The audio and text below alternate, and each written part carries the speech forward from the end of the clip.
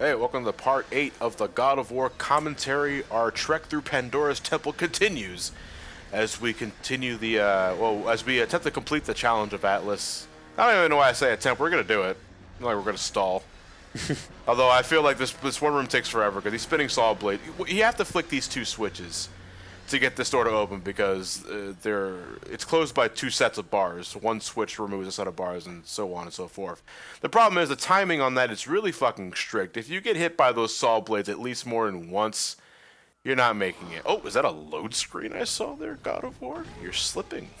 Yeah, once or twice God of War will occasionally lag behind on loading because they didn't make a specific hallway long enough, you know? Needs more low angles. But sir, no! Unfortunately, that's just a hazard with a lot of these games that try to mask their load times. Sometimes games just don't risk it at all and do what Soul Reaver did. They make the load time hallways really, really long so that there's no chance in hell that you'll get to the end before the load time is finished. But, yeah. I got a question here. Speaking of Atlas... God of War 2 has Atlas. And he looks nothing like the statue. Well, that's because the statue is just a statue. It's probably made by humans. Unless the I don't know why gods any humans would make gigantic puzzle chambers, though. Like, did they know that a hero was going to come through here and actually, need the key or whatever? Yes, actually, because Pandora's temple is deliberately set up as a test for those that are looking for Pandora's box. Yeah. So. One of the things that you can read journals or books in this area that belongs to the architect of this place and how he goes mad over time losing his family. He goes mad over time because he essentially has to sacrifice his family to complete this temple, and he renounces the gods by the end of it all.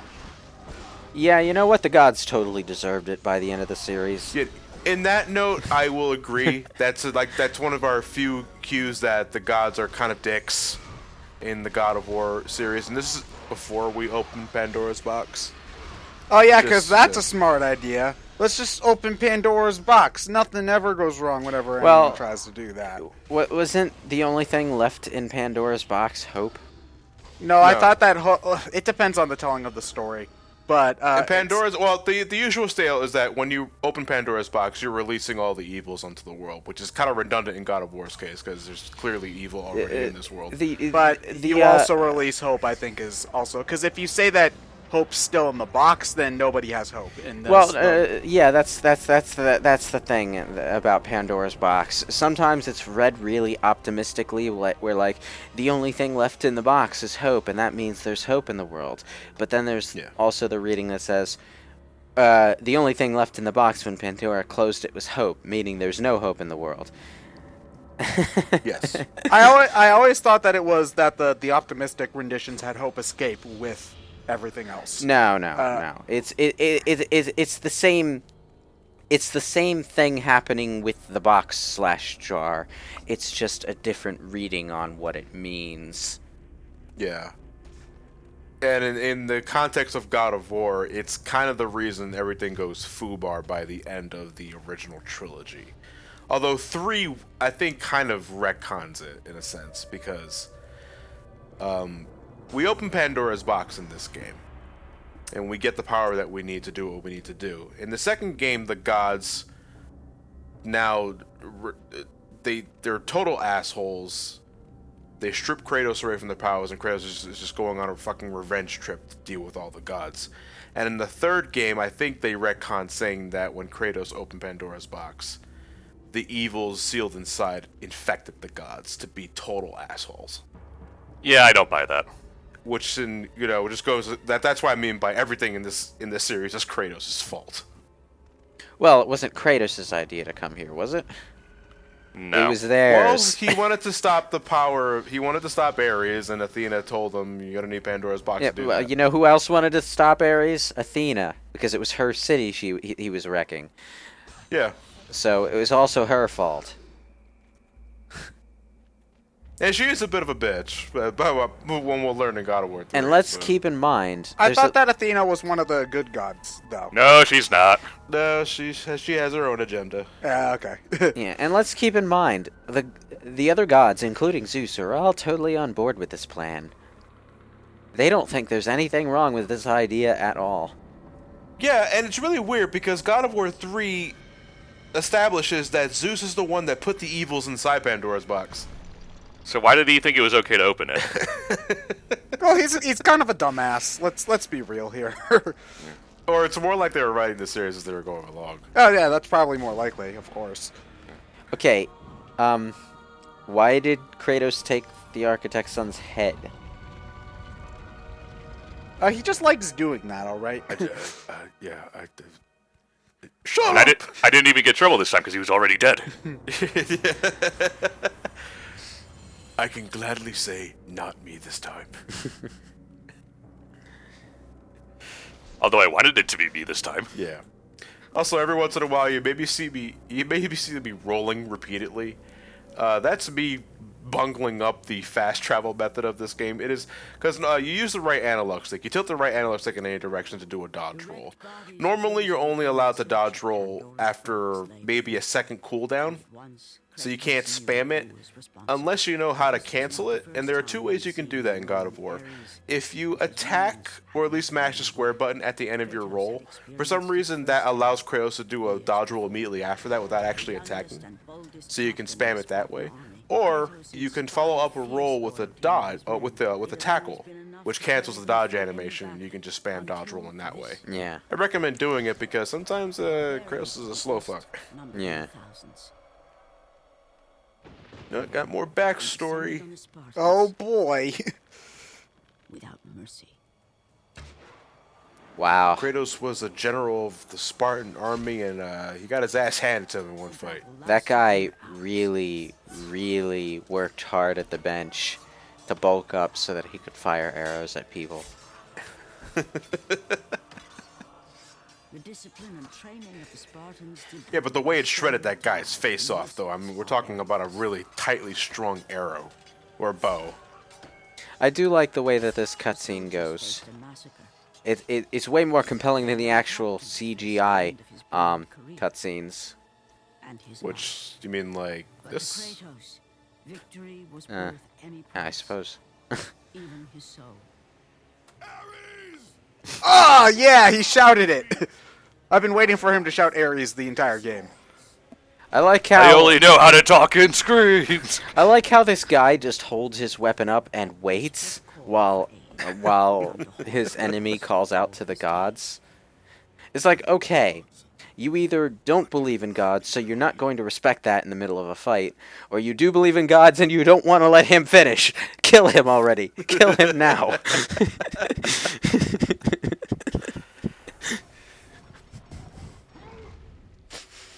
Oh man. Makes you wonder if the barbarians were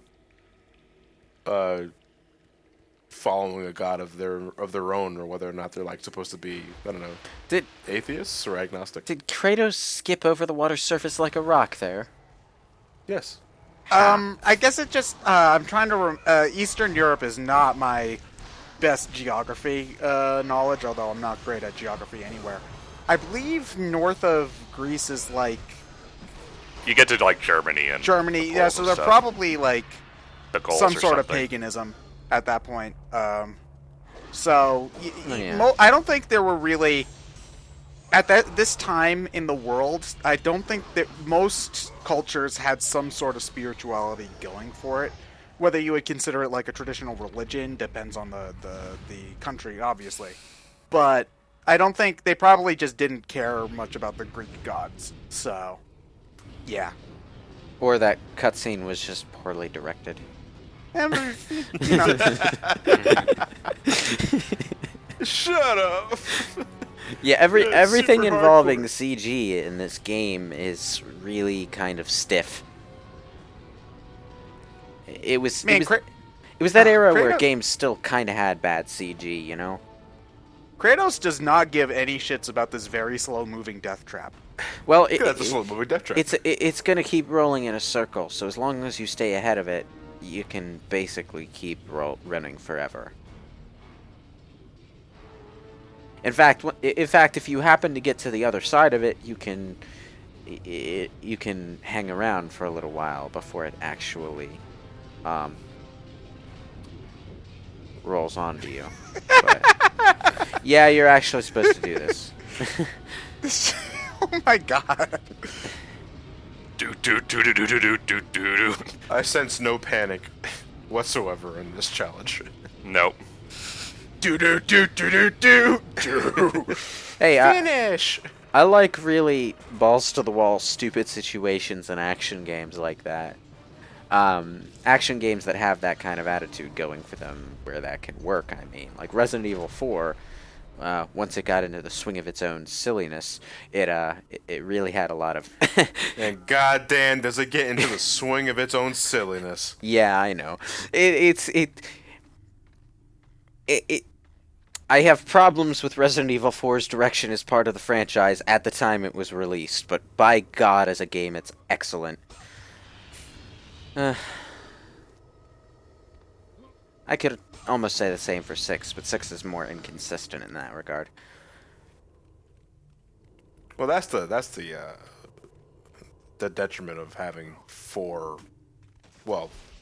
3 main scenarios. And I want to say Whatever 4. Veronica was. Yeah, whatever. Yeah.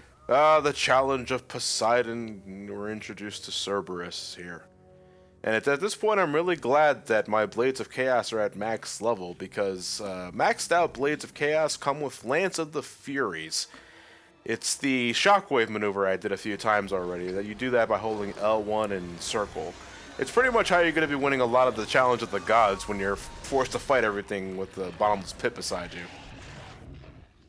But Cerberuses are a little annoying because, you know, fully grown Cerberuses, they give you a lot of shit, they take punishment, and they're just not fun to deal with. The real pain in the ass are the mini Cerberuses, because they throw a lot at you, and if you take too long to kill them, they become full-grown Cerberuses. They also know Flame Wheel. Yes, they do. They know Flame Wheel. You're absolutely right. So get rid of the big one first, and then if you gotta at this time, use Lance of the Furious to just fuck them all up, and don't let them live for too long. But they really throw too many of these things at you, and it's gonna get really egregious at one part where it just goes on and on and on. And I have the ARES armor on, for the record. Yeah. I seem to remember this part being a bit of a roadblock for me. Well, that's Pandora's Temple in a nutshell. Not one Bit of a where roadblock. I necessarily lost, but one where I had trouble winning. Well, like, why is this taking forever? Yeah.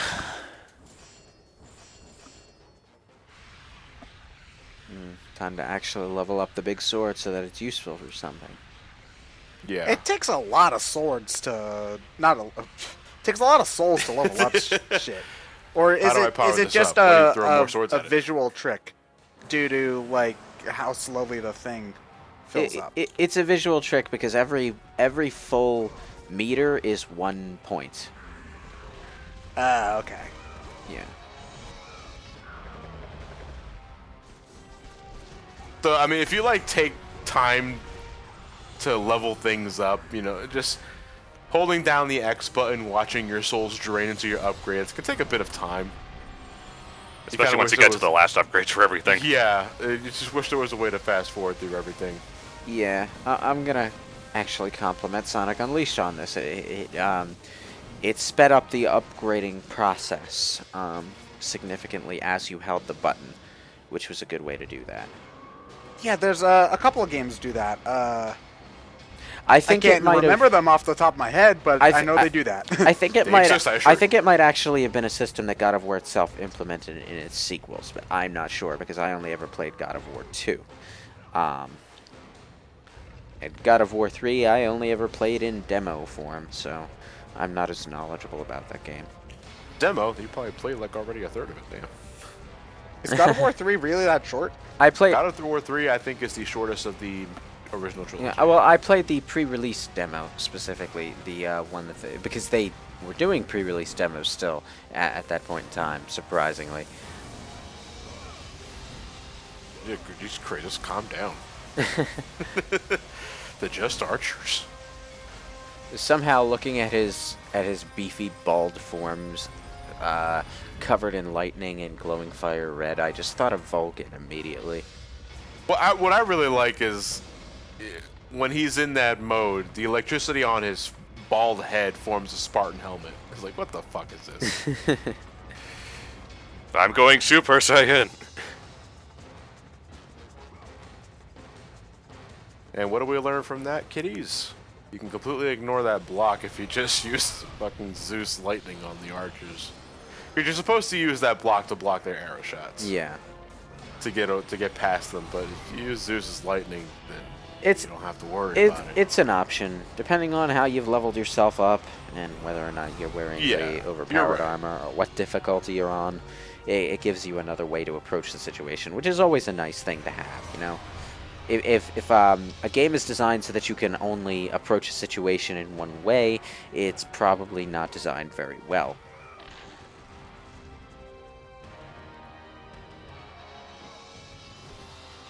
Spawns! Yeah, please. That shot that's that. is pretty. Okay, so serious damaging. talk now. Is the Shovel Knight boss actually canon? We never did answer that question. The audience hanging. Is Sony Smash Brothers canon? In Kratos' mind, yes, because he's the best character of that fucking game. Kratos is top tier in that. Yes. What about Parappa the Rappa? Okay, that did not work out. It's almost like he was trying to walk on spikes. Which doesn't immediately kill you. It just, like, damages you 3 times, and then you just decide to croak. But the timing of these red chests are really tight. Yeah. Yeah. See, that's not a result of me backflipping out of the area. That's just how strict the timing is. You gotta make a beeline right for it, open up immediately, and then backdash out. Mm-hmm. It's a high-risk, high-reward system. You know, because we're on our way to the next area of the temple, and Yeah, you don't have to get any of these. No, you don't have to get these, but, you know, they're right there in front of your face. It's fairly clever, and one of the only times where they force you to mash a button to open something up after a painstakingly long... What? No, you say that. You only have to mash the button when opening doors. When Yeah, chests, you just hold the button. Oh, the chest... You just hold the button Okay, down. okay. The Yeah. chests don't do the button mashing thing? Okay. No. Well, it's one of the times where the long wind-up animation for that thing is worth something then. Yeah, unfortunately, God of War was a trendsetter in a couple different ways that aren't necessarily all that great, like the ever-annoying mash a button to lift something up QuickTime events that... Yeah, I'm not a fan of those. I get what they're trying to do with it. Yeah, like, they're trying to be it's- like, oh, you're spending so much strength to rip this guy's head off or whatever. But not every game needs these sorts of things. Well, here's the thing. It's not that I have a problem with that idea in itself. From God of War's standpoint, it was just it was an attempt to emulate the struggle aspect of struggling, in some sort of way that the player would immediately feel it with their hands. You know, kind of a quasi-virtual reality attempt. The problem with that is games just imitated it thoughtlessly without really thinking about how it fit into their particular game's experience. So the mash a button rapidly to hold something down and or lift something up thing is really common in a lot of games where it doesn't necessarily lend anything coherent to the experience. Does God of War do any of the QuickTime event cutscene things where you have to press the button? No. No? No, in all not- the games or just the first one? No, All of them. That, all the that, games. that was something more Resident Evil 4 that Yeah, that 'cause set I'm- that trend.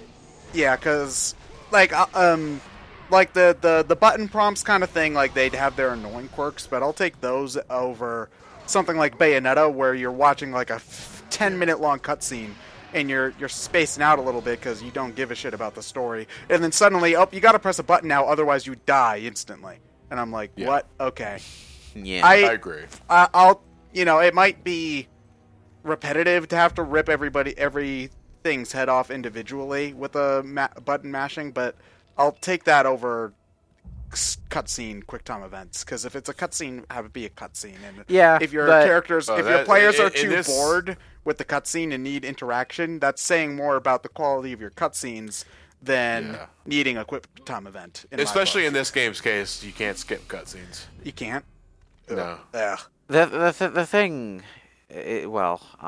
I'll leave that till next part, I suppose. Oh wait, no, that's going to be a whole nother session. But before we end this recording session, I'm just going to say, it's not the exact thing that's ever the problem. Almost every possible creative decision in game design has a place somewhere. It's just that when a particular idea seems good in a particularly popular thing, other things tend to rip it off. And it's through repetition, and particularly repetition in an out-of-place context, that these particular fads became annoying. Yeah. You know? By Lewis's second new book on the New York Times bestseller. Thanks. Why I waste my time with these idiots. A BrainScratch story. New York Times bestseller in Oregon. What? Movie deal. I don't get it. Oh man, who's gonna play me? Wayne Knight. Oh man. Tommy Wiseau. Or Benedict Cumberbatch. Oh. He's in everything. Ugh. No, Benedict Cumberbatch would probably be Ryan, I think. Brunch, dinner, cabbage patch. Yeah.